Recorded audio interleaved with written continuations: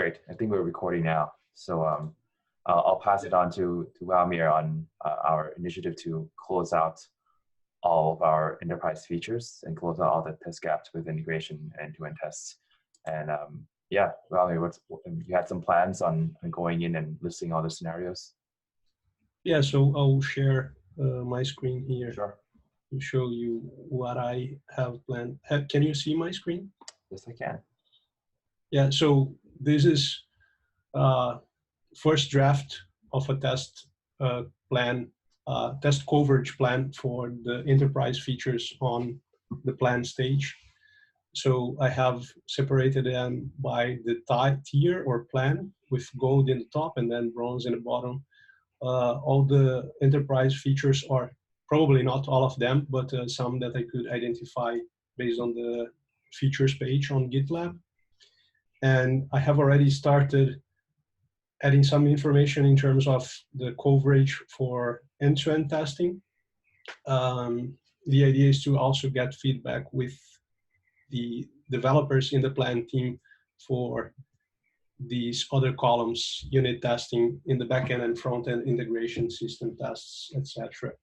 And in here, I added a way that we can add notes. Like for instance, this one, I linked MR that will change this from 50 to 100%, and the docs of those specific features in the GitLab documentation that we can use to analyze if we are covering everything that's important or not. So that's the first draft that I thought. Great. Yeah, I think this is the first step to do audits and go through all the features that we have. I like that we have the unit and backend, unit front end called out here. What are your thoughts on the amount of tests we need in this layer? I can go first with my thoughts.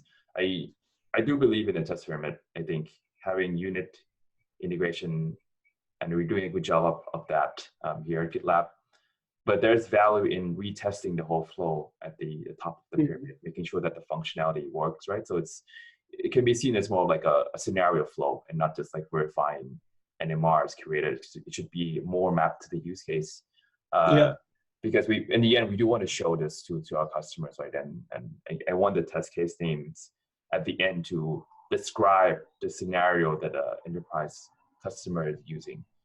Because the backend and unit tests, the test report would not make sense at the business layer because it doesn't map to a business use case. So we should structure the scenario-based test, let's call it that, or the end-to-end test to be more business facing to add value here. Yeah, I completely agree with you. Unit testing, they are for developers, but if we want to, but I think it's important to have tests for the whole flow, and we can even think about like having kind of our smoke tests in a way that do everything, a complete flow from, I don't know, the creation of a project until, and then issue is created, and then this issue is turned into an MR that is reviewed and then merged back, and then CI is executed. We could have things like that in a more like, I don't know if it could be on smoke testing or some other approach on end-to-end testing. But yeah, and let's imagine that here in the unit, we'll have like probably thousands of tests. In here, we would have hundreds of, and in here we would have not that much, probably because of the time that they take to execute. So probably better to focus in the beginning in the happy path scenarios for the end-to-end tests. Yes, exactly. And rely. Yes. Yep. And rely in the other layers for alternative and edge case. I think that's a great call out. I think it should be critical happy path cases need to go through. Right? Yeah. And all the edge cases, we move it down to the lower layer. That's probably the best plan of action here. What is your what are your thoughts on how we can track this in the test case project that we have? Are we seeing this as the rough plan, and then when it's identified, we go and create issues in the test case project with like gold, silver labels, so we know like this needs to be assigned to somebody and done? Like, do you see this being used throughout the whole effort, or just as we identify gaps?